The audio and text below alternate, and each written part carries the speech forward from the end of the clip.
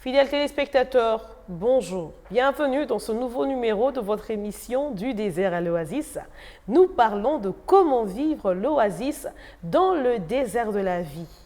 Aujourd'hui, nous abordons encore une thématique particulière, comment vivre l'oasis dans le désert des fausses accusations. Ah oui.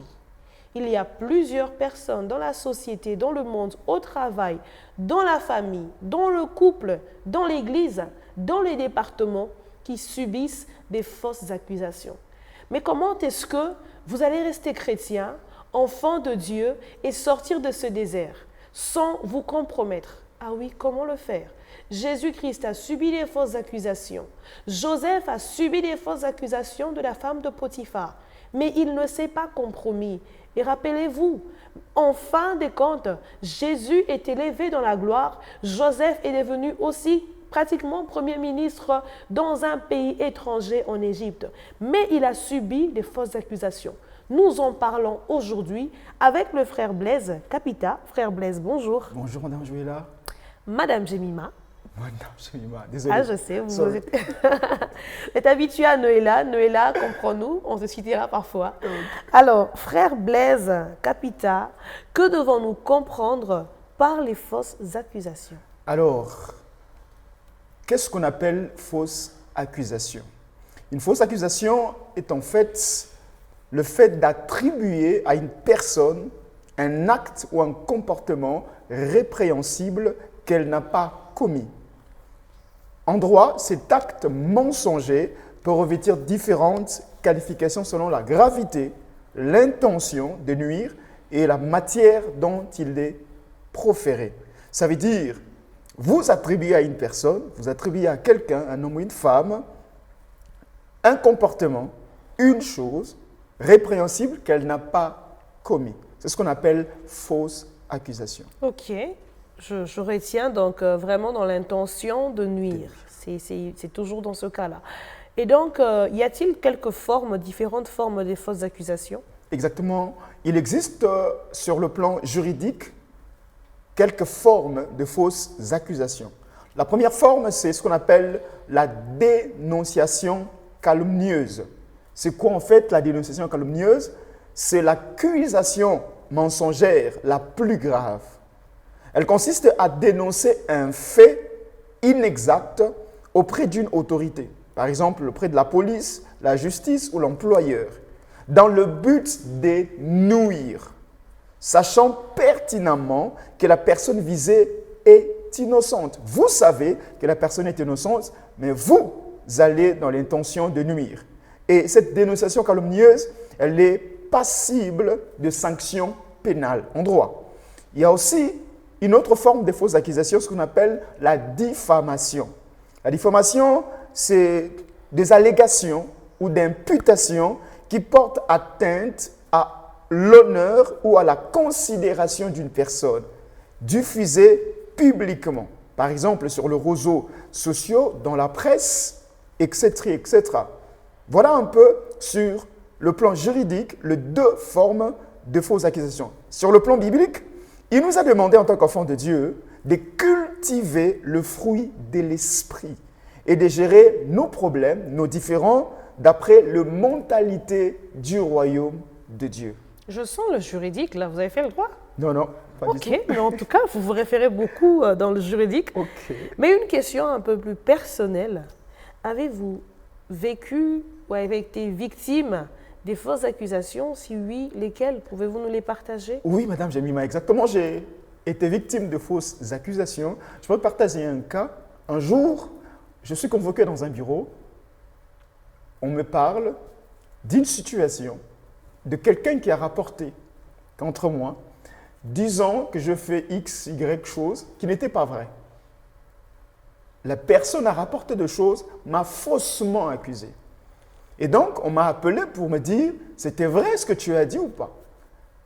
J'ai pu dire à ces personnes qui m'avaient appelé que c'était faux. Et je même demandé d'ailleurs qu'on fasse venir la personne qui a pu dire ces choses. Comme ça, en face, on pourra partager, échanger autour de cela.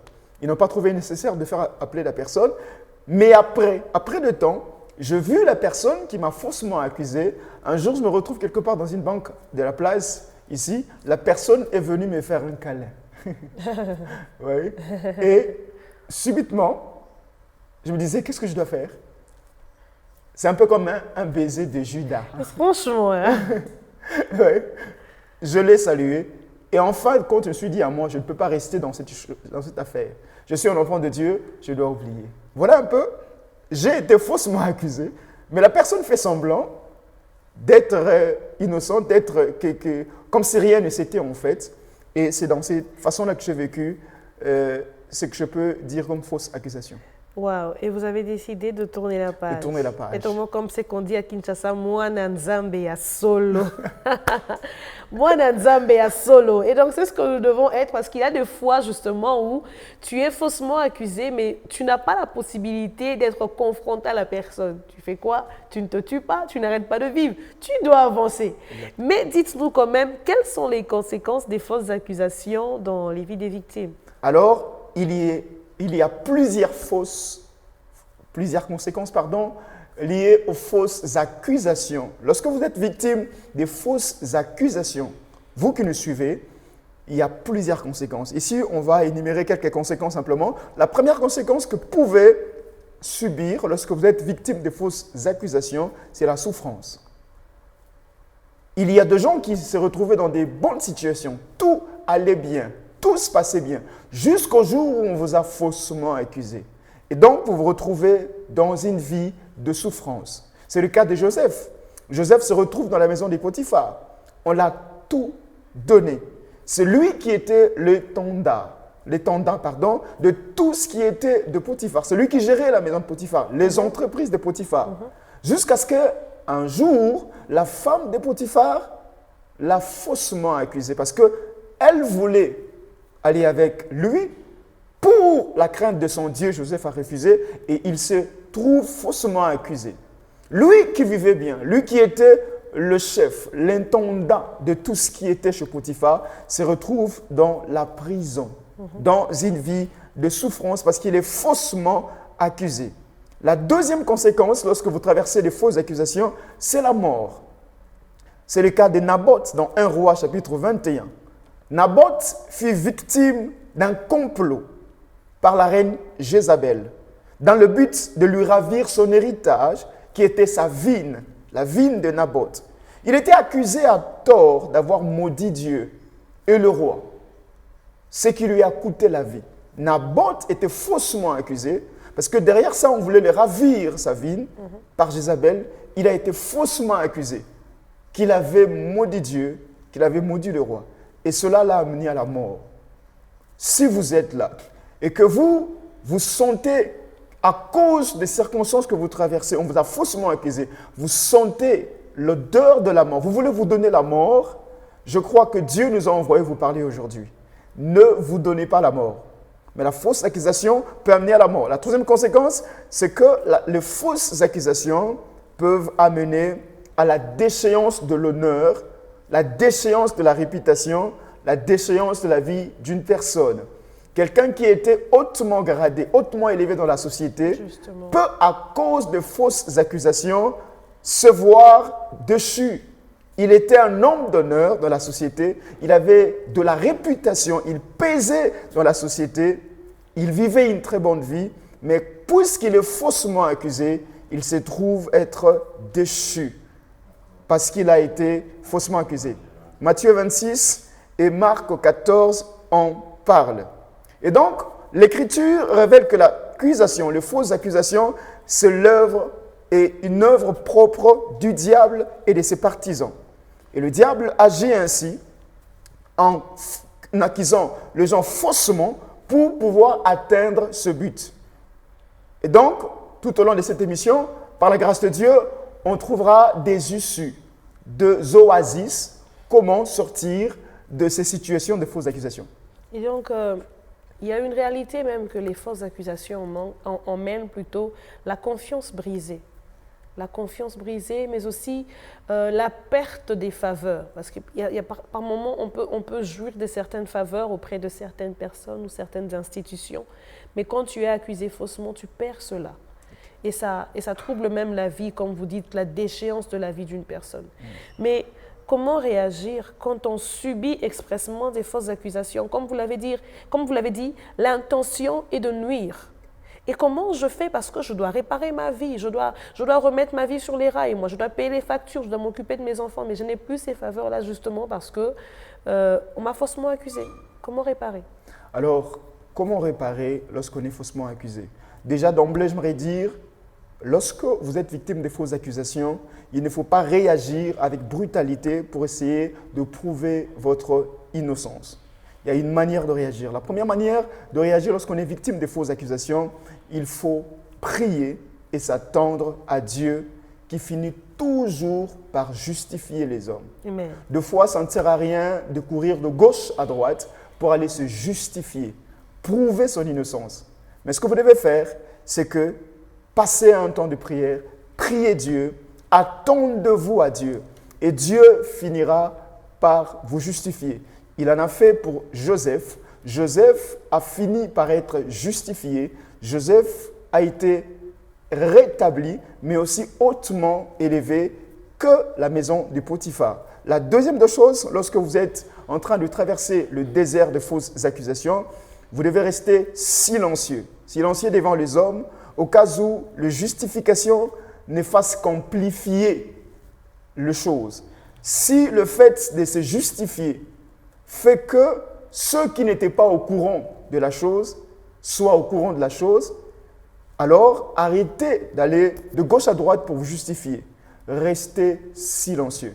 N'est-ce pas que Dieu dit, gardez silence et l'Éternel combattra pour vous. Justement, j'aime ces conseils que vous êtes en train de donner là. Et j'aimerais aussi rajouter qu'il est important d'écouter Dieu, d'écouter l'orientation de Dieu, parce que lui, justement, il saura qu'est-ce que nous devons faire. Comme la Bible nous dit, le Saint-Esprit vous enseignera toutes choses. Et donc, quand nous prions le Seigneur saura vous dire que voilà, tu dois procéder par tel chemin, tu dois t'adresser à telle personne, tu dois aller à tel endroit, parce que quand vous êtes faussement accusé, vous ne devrez pas non plus aller partout. Peut-être que vous pouvez vous rendre dans un endroit pour vous justifier et les choses se compliquent encore là-bas. Et peut-être que la personne à qui vous parlez, vous ne connaissez pas sa disposition du cœur envers vous. C'est peut-être elle qui a créé l'histoire. Donc tout ça là, vous ne maîtrisez pas, mais Dieu sait. Voilà pourquoi avant d'engager une quelconque démarche pour rétablir la vérité, écoutez le Saint-Esprit. Écoutez le Saint-Esprit. Il est celui que Christ nous a laissé, il est celui que le Père nous a envoyé comme il nous l'avait promis. Alors j'aimerais bien revenir, comme vous avez dit, ne vous justifiez pas toujours et tout, ça peut encore amplifier les choses, mais ça ne veut pas dire qu'on ne doit pas se justifier. C'est aussi une démarche. Exactement, c'est aussi une démarche, mais comme vous l'avez dit, il faut écouter Dieu. Justement. Lorsque Dieu vous parle, d'aller vous justifier quand c'est nécessaire. Pour les cas, par exemple, il faudrait être convoqué en justice. Là, vous partez vous défendre. Mais si ce n'est pas nécessaire, si la justification ne fait qu'amplifier l'affaire, tant mieux de rester calme et de compter sur Dieu. Justement. Et donc, il est important d'établir cet équilibre-là. Et un mot pour la fin, Frère Blaise. Alors, pour la fin, j'aimerais simplement dire à des personnes qui veulent s'identifier comme étant le fils du diable, ça veut dire les accusateurs, parce que la Bible déclare que l'accusateur, c'est le diable. Tout celui qui veut s'éranger derrière ces ministères s'identifie comme le fils du diable. Les fausses accusations détruisent des vies. Les fausses accusations amènent la mort. Vous devez arrêter cela. Mais pour ceux qui sont victimes des fausses accusations, comme je l'ai dit ici, vous devez dépendre de Dieu. Vous devez vous accrocher à Dieu. Vous devez transformer ces déserts dans lesquels vous êtes en train de traverser, ces déserts de fausses accusations, à un temps où vous vous abandonnez à Dieu, à un temps où vous cherchez la face de Dieu, à un temps où vous optez pour le silence, afin que Dieu parle pour vous, afin que Dieu vous justifie. Il est certes vrai que de fois, on ne revient pas sur la situation pour dire « Ok, Joseph était innocent ». J'imagine, est-ce que Potiphar était venu après pour dire que Joseph était innocent? Est-ce que la femme de Potiphar est venue après pour dire qu'il était innocent? Mais toutefois, Dieu a fini par justifier Joseph et Dieu l'a établi. Comptez sur Dieu, Dieu se lèvera un jour dans votre vie. Que Dieu vous bénisse. Amen. J'aime ce que vous dites là. Peu importe ce que l'on dit sur vous, que l'on accuse vous, vos parents, vos enfants, comptez sur Dieu. Regardez à Dieu. Attachez-vous à lui. J'aime ce qu'un serviteur de Dieu dit. Ça finira par marcher, ça finira par aller et la sombre nuit va passer. Du moment que vous comptez sur Dieu. Je vais demander au frère Blaise de prier le Seigneur pour tous ceux qui nous suivent, qui sont certainement peut-être, qui subissent des fausses accusations sur eux ou sur leurs proches. Ils ont tenté, ils ont essayé et tout le reste, mais ça n'a pas marché. Leur réputation est entachée, leur vie, bien sûr, connaît ce que vous avez appelé la déchéance. Est-ce que vous pouvez les recommander entre les mains du Seigneur en ce moment? Alors prions les Seigneurs. Seigneur, nous te prions, nous savons que ce n'est pas facile. C'est difficile et c'est dur d'être victime des fausses accusations. J'imagine Joseph, combien dans la prison s'est posé 1001 questions. Il y a aussi aujourd'hui, plus que comme Joseph, qui se pose les mêmes questions, parce qu'il se retrouve dans ces déserts de fausses accusations. Certains même se retrouvent en prison actuellement, parce qu'ils ont été faussement accusés. Père, nous les recommandons entre tes mains. Toi qui es le juste juge, toi qui sais justifier les innocents. N'est-ce pas qu'il est écrit, tu n'appelles pas le coupable et innocent, ni innocent le coupable. Nous laissons ces personnes entre tes mains. Fortifie-les, guéris-le Seigneur, restaure leur cœur et justifie-les. Dans le nom de Jésus, nous avons ainsi prié. Amen. Amen, amen, amen. Merci pour cette prière. Merci à vous de nous avoir suivis, fidèles téléspectateurs. Restez branchés sur votre chaîne B1 Télévision. Suivez-nous également sur Facebook, Du désert à l'Oasis, et sur YouTube, African Enterprise DRC. La diffusion de l'émission, c'est tous les samedis à 8h30 sur B1 et mercredi à 11h15. D'ici, nous vous disons bonne suite de programmes sur B1 TV et que notre Dieu vous bénisse.